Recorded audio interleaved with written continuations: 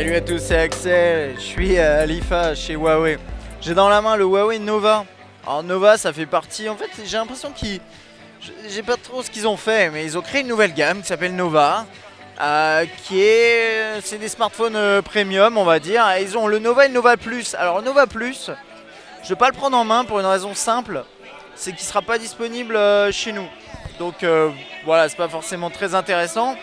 Et pour le Nova, bah là c'est un produit qui est... je vais être honnête, comme d'habitude avec vous, ça m'a absolument pas bluffé au niveau de l'annonce. Maintenant que je le prends en main, je vais vous dire ce que j'en pense.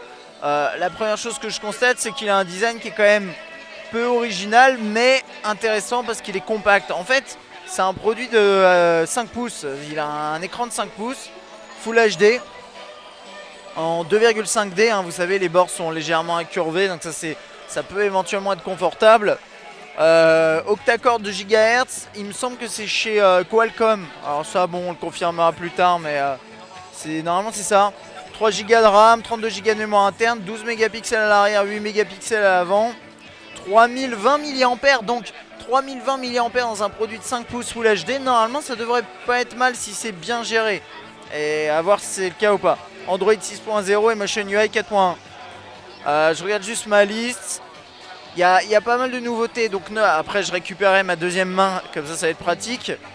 Mais le scanner d'empreinte digitale, notamment à l'arrière, il a été optimisé, on va dire. 4 points et 3D. Donc ça veut dire quoi? Ça veut dire que il y a 4 points de détection, de sécurité pour les empreintes, et à la fois il détecte le côté 3D des empreintes, donc c'est pas plat. Et donc ça veut dire que si quelqu'un essaie de dupliquer vos empreintes d'une manière ou d'une autre, bon là on part un peu dans des délires, hein, mais la 3D normalement ça empêche ça. Bon, on a toujours le Knuckle Sense, ce genre de choses. Je balance le prix comme ça vu que j'ai devant les yeux, 399, 399 €. Et je sais pas exactement quand est-ce qu'il devrait arriver, voilà. Donc ça c'était parce que j'avais mon petit... D'ailleurs, regardez, j'avais mon Mate hein, avec quelques infos. Et je vais juste regarder, voilà, juste côté design, différence de taille que vous voyez un petit peu. Ok, fort bien. Allez, c'est parti. Donc on va commencer par un petit tour du design. Caméra frontale, quelques capteurs ici, une LED de notif qui est juste là. Il s'excite un petit peu tout seul, mais c'est pas grave. USB type C, le haut-parleur sur le côté juste ici. Là sur la droite, on a la gestion du volume et on-off verrouillé, déverrouillé. A priori pour tout ce qui est... Alors est-ce qu'on peut mettre une micro SD là-dedans? Je suis pas sûr. Peut-être que si, dans le tiroir qui est juste là, j'ai un petit doute là. Juste là, ça va être soit un second micro, soit une LED. Attendez, je regarde. Ah, ça a l'air d'être le second micro et le jack 3.5 et j'ai perdu le focus comme d'hab. Le scanner d'empreinte digitale à l'arrière. Moi, ça me faisait penser au 6P dans l'esprit. C'est vrai, là, ce coloris-là, pas tant que ça, mais il y a d'autres variantes. Vous verrez, enfin, vous les verrez en photo a priori. Ça ressemble beaucoup, mais c'est surtout le scanner au milieu et le côté incurvé. Enfin, bref. À mon avis, il recycle le design du 6P, c'est mon avis. Scanner d'empreinte digitale ici, l'appareil photo. Voilà, et donc niveau ergonomie, 5 pouces, ça fait que plutôt confortable quoi. À une main largement manipulable, et ça c'est quelque chose, ça faisait longtemps qu'on l'a pas vu. Alors, que dire de plus? On a toujours le Knuckle Sense, donc genre je peux faire ce genre de choses. Voilà. On a également la possibilité... Il y a plein d'autres fonctions liées à... Je vais juste baisser un peu ça. Il y a d'autres fonctions liées aussi à Knuckle Sense, comme par exemple... Alors, est-ce que ça a marché? Ouais. Si vous faites deux tapes comme ça, eh bien ça vous permet d'enregistrer ce qui se passe à l'écran. Alors voilà, ça peut être éventuellement intéressant. Il y a des trucs que je voulais vérifier, ça fait plaisir. Donc le scanner d'empreinte digitale, il permet bien sûr, ça on l'avait perdu et on le retrouve, de faire baisser ça. On peut également, normalement, si je dis pas de bêtises, défiler dans les photos, ce genre de choses, vous voyez. Donc ça c'est pas mal. On va regarder un peu l'interface, se promener aussi dans l'APN, ils ont vachement insisté sur l'APN et les fonctions selfie, etc. Moi je reconnais que ça me gonfle un petit peu, mais ils ont l'air d'avoir une solution qui est propre, donc on va quand même jeter un œil. Bon là c'est un clavier en chinois, c'est chinois ça? Ouais, j'en sais rien. Donc on va pas s'attarder là-dessus. Du coup, je crois que je vais aller direct dans la PN.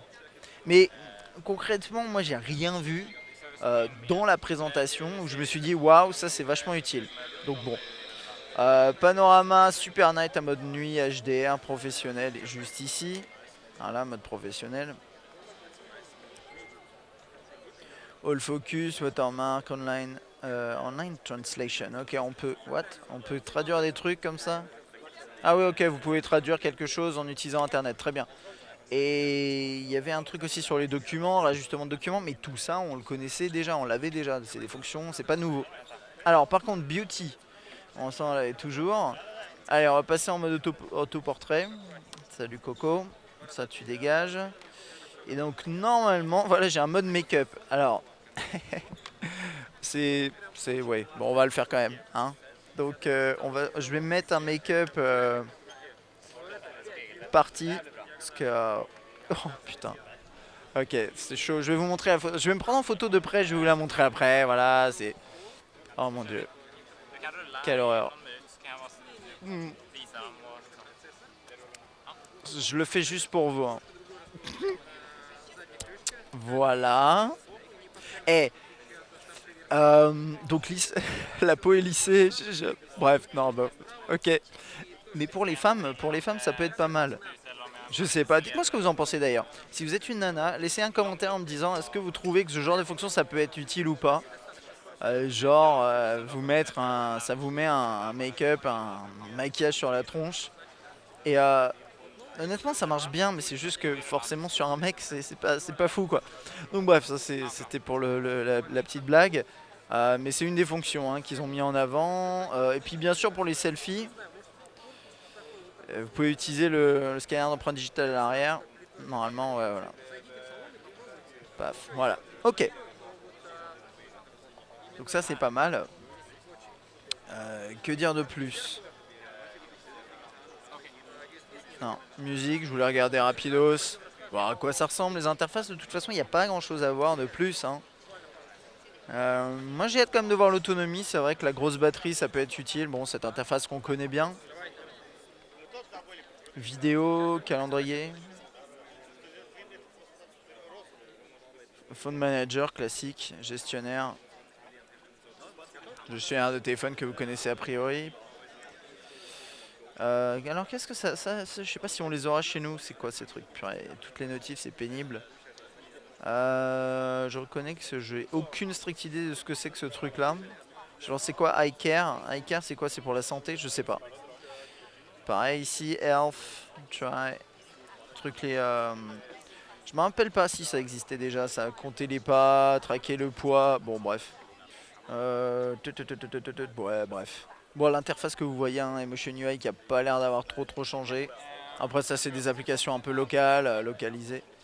On va pas se prendre la tête là-dessus, mais voilà, c'est à peu près tout. Alors moi pour moi les forces hein, de ce produit, ça va de son design, même s'il n'est pas très original, il est quand même réussi. Il est compact, 5 pouces, c'est top, la grosse batterie. L'appareil photo qui normalement doit être pas dégueu, va falloir le tester bien entendu. Scanner d'empreinte digitale qui peut être utile.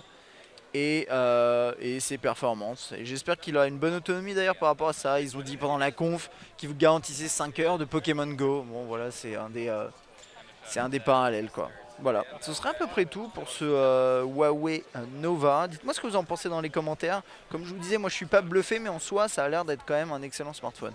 Voilà, allez à bientôt.